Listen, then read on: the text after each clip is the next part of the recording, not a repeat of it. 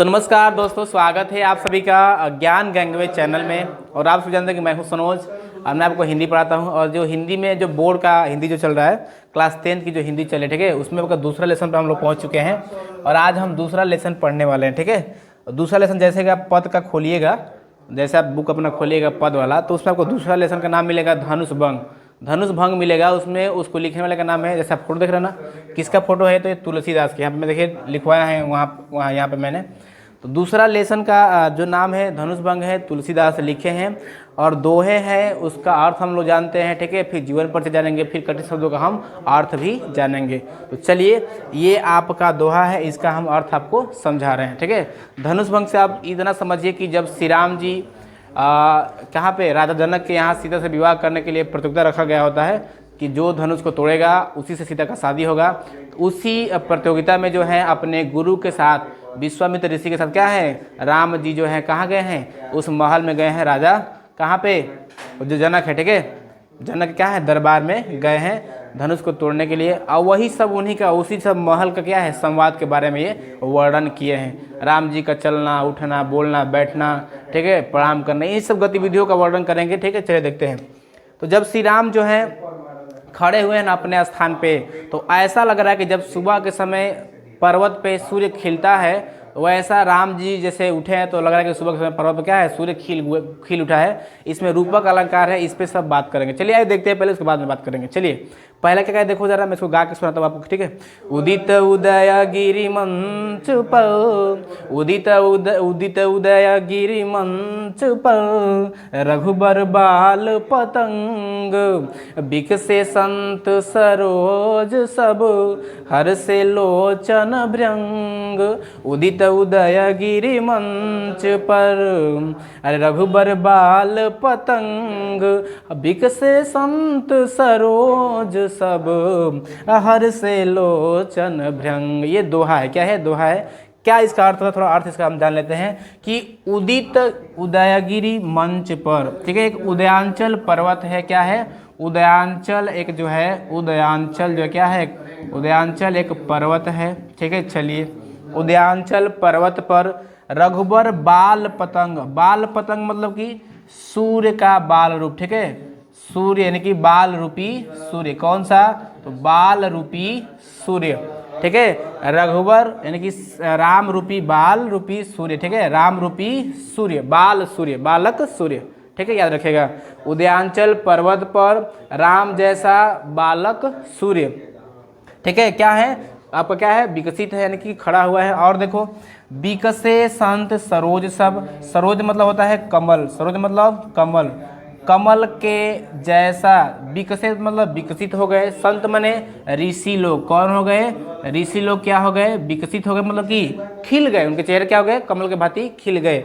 हर से लोचन भृंग, लोचन मतलब होता है आँख, क्या होता है, आँख, और भृंग मतलब होता है भंवरा, क्या होता है, भंवरा। अब अर्थ समझना इसका, ठीक है, कि जब उदित उदयगिरी मंच पर, जब उदयांचल पर्वत पर, ठीक है, जब उदयांचल पर्वत पर क्या होता है, राम रूपी जब सूर्य क्या हुए हैं, खड़े हुए हैं, यानी कि उठे हुए हैं, मंच पर खड़े हुए हैं, तो विकसे संत सरोज सब, तो कमल के भांति, जो कमल के जैसे संत हैं, जो संत लोग हैं, कमल के भांति क्या हो गए हैं, विकसित हो गए, यानी कि उनके चेहरे खिल गए हैं, खुशी से झूम गए हैं। और हर से लोचन भृंग, और जो उनके हर से मतलब खुशी से, उनके लोचन यानी कि जो आँख रूपी भृंग में जो भंवरा है, वो खुशी से क्या हुआ है, झूम उठा है। कब, जब श्री राम अपने मंच पर यानी कि अपने स्थान पे, अपने चेयर से, अपने कुर्सी से खड़े हुए हैं तब, ठीक है, ध्यान समझिएगा। जैसे ही श्री राम अपने स्थान पे, उस महल में जो बैठे हैं कुर्सी पे, उस कुर्सी से उठे हैं, तो जितने भी उनके चाहने वाले साधु संत ऋषि महात्मा लोग हैं, उनके चेहरे कमल के भांति, सरोज मतलब उनके चेहरे कमल के भांति खिल गए हैं, और उनकी जो आंखें हैं भौरों के भांति क्या हो गई हैं, एकदम खुशी से झूम उठी हैं, ठीक है। कब, जब राम रूपी बाल सूर्य क्या हुआ है, सुबह के समय जब सूर्य उगता है, पूरा पर्वत क्या होता है, सवेरा छाता है, खिल उठता है। सेम वैसे ही राम के खड़े होने से पूरा संत लोग क्या हुए हैं, खुशी से झूम उठे। ठीक है, इसमें रूपक अलंकार है। ठीक है, इसमें क्या है, रूपक अलंकार है। जहाँ पे समानता की बात किया जाता है वहाँ पे रूपक अलंकार है। ठीक है, अब ये उदित उदयगिरी मंच किसको बताया है, तो जो उनका क्या है, सिंहासन है जहाँ बैठे हैं उसको मंच बताया है। और राम को क्या बताया, बाल रूपी सूर्य बताया है। ठीक है, क्या बताया है, सूर्य बताया है। और कमल के जैसा चेहरों का खिलना ऋषियों के चेहरे को बताया है, और उनकी आंखों का वो भंवरा बताया। ठीक है, ये इसका अर्थ है। आइए इसका थोड़ा अर्थ जान लेते हैं। अर्थ आप देख रहे हैं यहाँ पे, उदित मतलब उदय होना यानी कि निकलना, उदयगिरी मतलब उदयांचल पर्वत। ठीक है, जिस पर, ठीक है, आप देख रहे हैं यहाँ पे पहले पड़ती है, कीड़े पड़ती हैं। रघुवर मतलब श्री राम जी है। बाल पतंग मतलब बाल रूपी सूर्य अर्थात आपका राम। विकसे मतलब खिल उठे हैं। सरोज मतलब कमल। हर्ष से मतलब खुशी होना, हर्ष मतलब खुश। ठीक है, और लोचन मतलब नेत्र, और भृंग मतलब भंवरे।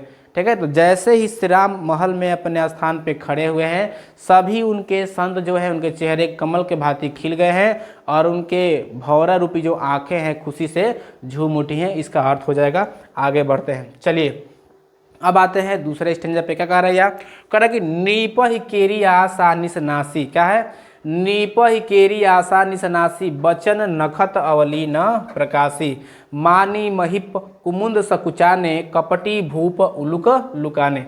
पहले इसका अर्थ समझिएगा। ठीक है, पहले इसका अर्थ समझिएगा। क्या कह रहा है जी कि नृप ही, नृप मतलब होता है राजा, केरी मतलब जो करे थे, आशा कि हम धनुष को तोड़ देंगे, हम धनुष को तोड़ देंगे, सीता से हमारा विवाह हो जाएगा।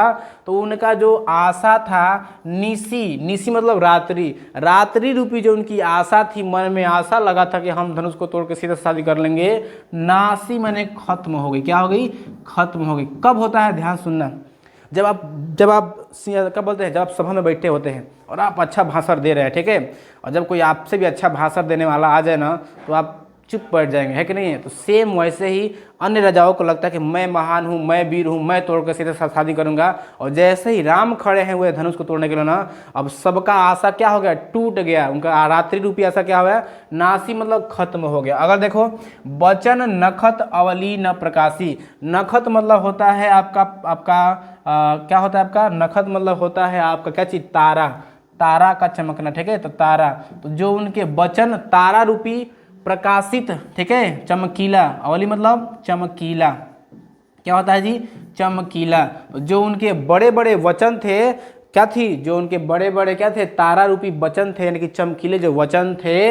प्रकाशी मतलब अब प्रकाशित नहीं हो रहे हैं, निकल नहीं रहे हैं। अब जब देखिए, जब आप किसी सभा में बैठे हैं ना, आप अपने आप को शेर समझते हैं। जब आपका भी सवा शेर आता है ना, तो आपके बड़े बड़े बोल भी क्या होते हैं, बंद हो जाते हैं। तो जब राजा लोग अपने घमंड करते थे कि मैं धनुष को तोड़ दूंगा, मैं इंग्लिश उठा दूंगा, एक हाथ से तोड़ दूंगा, दो हाथ से तोड़ दूंगा, अब उनके जो बड़े बड़े बोल हैं वो प्रकाशित नहीं हो रहे हैं, तारा के भांति प्रकाशित नहीं हो रहे हैं, निकल नहीं रहे हैं। कब, जब राम जी धनुष को तोड़ने के लिए उठ गए हैं तब। आगे देखो और क्या कह रहा है हमारा, अगला कह रहा है हमारा यहाँ पे कि मानी महिप कुमुंद सकुचाने, मानो कि ऐसा सभी लोग, मानी मतलब मानो ऐसा, महिप मतलब जो राजा है, महिप मतलब जो राजा है, कुमुंद मने एक कमल के सूखे फूल के भांति क्या हो गए, सकुचाने मतलब सुख सा गए हैं। कब, जब श्री राम जी धनुष को तोड़ने के लिए उठ गए हैं तब। अब उनका घमंड बड़े बड़े बोल नहीं निकल रहे हैं। कपटी भूप उलुक लुकाने, और जो कपटी भूप माने राजा है, जो राम को देख के जलने वाले हैं, उलुक लुकाने, वो उल्लुओं की भांति छिपने लगे कि अरे हम नहीं अपना चेहरा दिखाएंगे। ठीक है, तो हमसे भी सवा शेर आ गया तोड़ने के लिए। तो अब क्या हुआ, अब उल्लुओं के भांति छिपने लगे हैं। क्या था कि मानी महिप कुमुंद सुकुचाने, जो अपने आप को अभिमानी राजा थे, जो घमंड करने वाले थे, वो एक कुमुंद माने कमल के फूल के भांति सकुचा मतलब सूख सा गए हैं। और जो कपटी राजा थे, जो राम को देख के जलने वाले थे, वो उल्लुओं के भांति छिपने लगे हैं। अब किसी का बड़े बड़े बोल नहीं निकल रहे। और देखो, भय विशोक कोक मुनि देवा, और भय मने जो भय से यानी हो, भय मतलब हो गए, विशोक, विशोक यानी कि शोक का विशोक, यानी विशोक मतलब शोक रहित। अब उनको अब थोड़ा सा भी डर नहीं है। किनको, मुनि को, और देवा मतलब देवता। भाई देवता जानते हैं कि श्री राम भगवान है, वही धनुष को तोड़ ही देंगे। तो जो देवताओं को डर था कि भाई हमारे श्री राम के अलावा और कोई न तोड़ दे, अब उनका विशोक माने जो शोक था वो दूर हो गया, भय उनका दूर हो गया। और कैसा, कोक मतलब चकवे पक्षी के बाती उनका डर जो था खत्म हो गया। और देखो किन का खत्म हो गया? तो देवताओं का और ऋषियों का, ठीक है, जो श्री राम के चाहने वाले, उनका भय जो था, डर था, खत्म हो गया। और देखो बरसही सुमन जनवही सेवा, और बरसही माने वर्षा कर रहे हैं, सुमन मतलब पुष्पों का, जनवही मतलब और अपने आप को प्रमाणित कर रहे हैं, सेवा मतलब सेवा दे रहे हैं, किसमें? श्री राम को। यानी श्री राम भी तो भगवान थे, है कि नहीं है? भगवान श्री राम तो भगवान थे, तो उनको मन ही मन क्या करे? पुष्पों के अपने अपने स्थान से, ब्रह्मा जी अपने स्थान से, शिव जी अपने स्थान से, विष्णु जी अपने क्या करे? फूलों की वर्षा कर रहे हैं और अपना सेवा प्रस्तुत कर रहे हैं। इसका अर्थ ये हो जाएगा। अगला देखते हैं, उसके बाद क्या होता है? अब राम जी क्या करते हैं? गुरु पद बंदी सहित अनुरागा। अब राम जी अपने गुरु का पद मने पैरों को, बंदी मतलब वंदना करते हैं, ठीक है, अनुरागा सहित मने सहित, यानी कि अपने गुरु के पैरों की वंदना मने नमस्कार करते हैं। अनुराग मतलब प्रेम पूर्वक। राम जी मन ही मन अपने गुरु को अपने क्या करते हैं? उनके पैरों की वंदना करते हैं, प्रणाम करते हैं, ठीक है। अनुराग मतलब प्रेम सहित। और राम मुनि सन आयुष मांगा, ठीक है। और राम जो है अपने अपने मुनियों से, सन मने सभी लोगों से, आयुष अपने लिए, क्या आयुष मतलब आशीर्वाद, मांगा मतलब मांगते हैं कि हे गुरुदेव मुझ पर कृपा करिएगा, मैं जा रहा हूँ धनुष को तोड़ने के लिए, मुझ पर कृपा करिएगा, धनुष को मैं तोड़ दूँ, ऐसा आशीर्वाद मुझको दीजिएगा। तो वही कह रहा है कि राम मुनि सन मने सब, सभी मुनियों से, आयुष माने आशीर्वाद, मांगा मतलब मांगा, ठीक है। कब? मन ही मन अपने स्थान से, ठीक है। चलिए, कोई किसी के पास जा नहीं रहा है। आगे देखते हैं। अब सहजी चले सकल जग स्वामी। अच्छा बताओ, राम कौन है? पूरे सकल के स्वामी है, संसार के स्वामी है। तो वही कह रहा है कि सहजी चले, अपने आप को एकदम स्वभाव पूर्वक, एकदम धीरे धीरे, एकदम सहेज करके, सहजी चले, सकल माने पूरे संसार के, जग के कौन? स्वामी अर्थात श्री राम। श्री राम जी अपने आप को सहेज करके शांति पूर्वक क्या है? धीरे धीरे चलने लगे हैं। ऐसे चलने लगे जैसे कि मत मने मतवाले, मंजू मने सुंदर, वर मने श्रेष्ठ, कुंजर मने हाथी, गामी मतलब चलना। कैसे चले हैं? अपने आप को एकदम सहेज करके, एकदम दूल्हे की भांति, एकदम दूल्हा बन करके, ठीक है। और कैसे चले हैं? जैसे कि मतवाला हाथी होता है, सुंदर, मंजू मतलब सुंदर हाथी, श्रेष्ठ बड़ा सुंदर श्रेष्ठ हाथी जो होता है एकदम मस्ती में चलता है, सेम वैसे ही हाथी, कुंजर मतलब हाथी के भांति चलते हैं धीरे धीरे। कौन? श्री राम जी। देखना धनुष के पास जाते जाते इतना सारा काम हो जाएगा और लास्ट में क्या होगा? धनुष जो है तोड़ेंगे।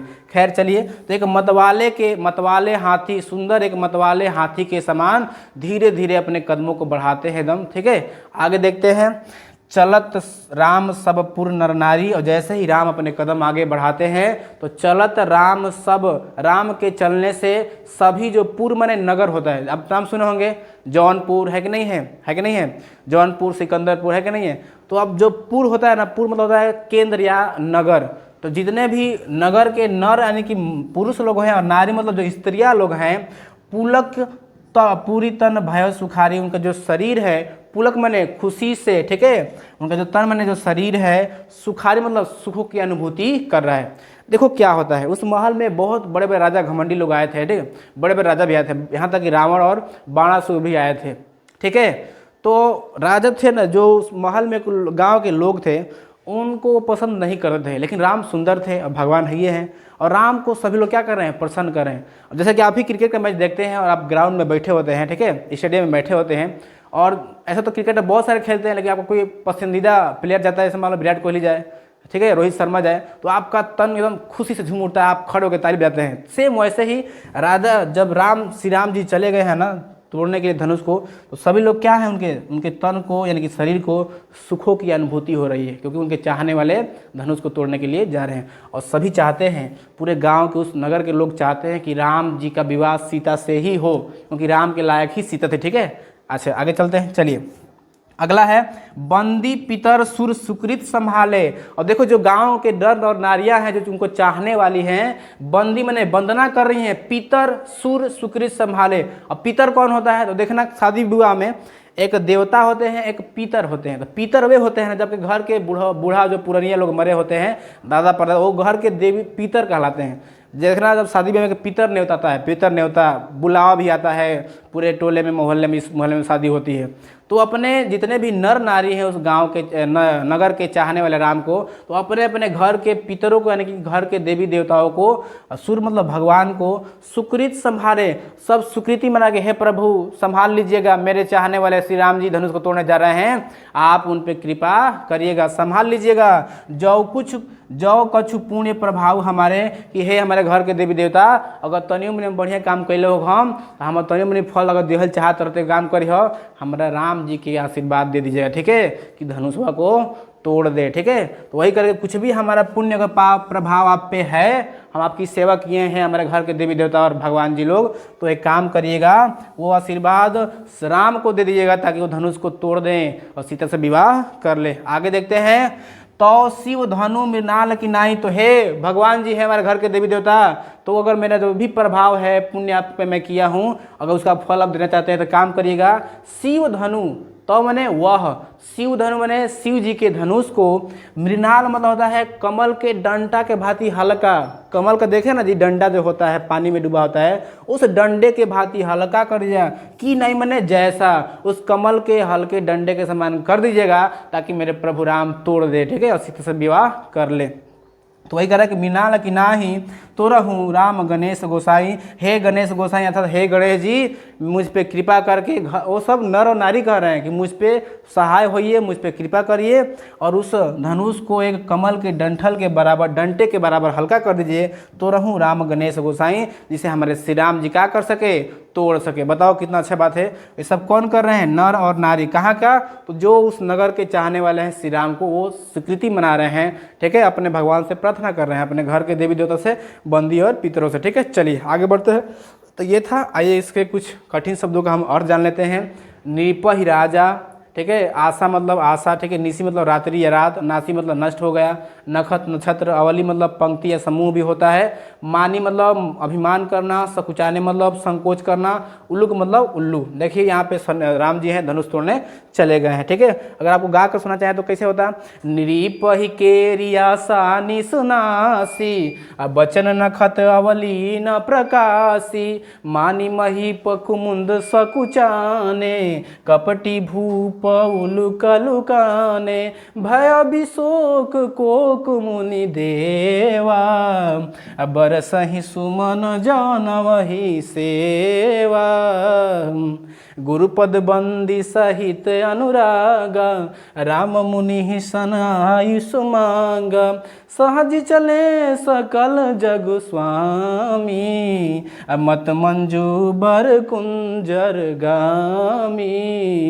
चलत राम सब पुर नर नारी, चलत राम सब पुर नर नारी, पुलकी पुरी तन भयो सुखारी, बंदी पितर सुर सुकृत संभारे, अजौ कुछ पुण्य प्रभाव मारे, सवधि तव शिव धनु मृणाल की नाई, तुरहु राम गणेश गोसाई, निप के रियासा निसुनासी, बचन नखत अवली न प्रकाशी। ऐसे आप इसको गा सकते हैं। चलिए आगे चलते हैं, ये हमने आपको बताया। चलिए अगला पंक्ति देखते हैं, ठीक है, ये आप देख सकते हैं यहाँ पे। अगला देखिए, ये थोड़ा सब ज़्यादा था इसमें। अगला है, देखिए अब अगला दूसरा पे चलते हैं। दूसरा स्टेंजा है, क्या कह रहा है दूसरा आपका, कह रहा है कि राम ही प्रेम समेत लखी, सखी ने समीप बोलाई, और सीता माता मातु स्नेह बस, बचन कही बिखलाई। देखो मेरे भाई, ये तब की बात है जब उस महल में सभी लोग हैं, ठीक है, सीता की माता भी हैं, सीता के पापा भी हैं, सीता की मम्मी भी हैं, है कि नहीं है, और राम जी भी हैं, उनके गुरु भी हैं, सभी लोग मौजूद हैं। तो सीता की माता को लगता है कि भाई ये बालक है, बच्चा है, इससे धनुष नहीं टूटेगा, ठीक है। तो एक सखी को अपने समीप बुलाती है, कहती हैं कि ये सखी जाके काहे नहीं समझाती हो राजा को कि अभी बालक है, इसको जिद करना अच्छी बात नहीं है, इतना बड़े बड़े लोग, बड़े बड़े महाराजा आए और सब लोग हार गए, ठीक है, रावण भी हार गया, बाणासुर भी हार गया, प्रणाम करके दूर से ही चले गए, फिर राजकुमार तो बालक है, इसको काहे तोड़ने के दे रहे, बेइज्जती करवा रहे आप लोग, ठीक है। तो देखो क्या कर रहे हैं उसी माता कि राम ही प्रेम समेत लख, राम के प्रति प्रेम को लख मैंने देख करके, देखना कभी कोई छोटा बच्चा होता है ना और बड़े युद्ध में उसको उतार देते हैं लोग, तो जो भी देखने वाले होते हैं ना बड़ा उनको मोह लगता है कि भाई बच्चा है कौन इसको उतार दिया। तो सीता की माता को उनके मोह आ रहा है, प्रेम आ रहा है, किस पे? राम के पे। तो क्या कर रहे हैं कि राम ही प्रेम समेत लखी, राम के प्रति प्रेम को लखी मैंने देख करके, ठीक है, सखी ने समीप बुलाई, अपने एक सखी को समीप बुलाती है। कौन? सीता मातु, सीता की माता। और स्नेह माने कि प्रेम में वश होकर, प्रेम में होकर के प्रेम बस वचन कही बिखलाई, अपनी बातों को कह करके रो रो करके बिखला रहे कि बताओ ना सखी कौन इसको भेज दिए तोड़ने के लिए, इसे टूटेगा धनुषिया, है कि नहीं है? तो ऐसे बोल दी, ठीक है। अब देखो थोड़ा उसका जो सखी को बुलाती हैं अपने समीप, सीता की माता थोड़ा चतुर है, इसको समझाती हैं। कैसे समझा रहे हैं देखिए आपको। अगला देखिए, यहाँ पे कुछ कठिन शब्दों का अर्थ है, यहाँ देखिए। चलिए, सखी सब कौतुक देखी न हारे, ठीक है।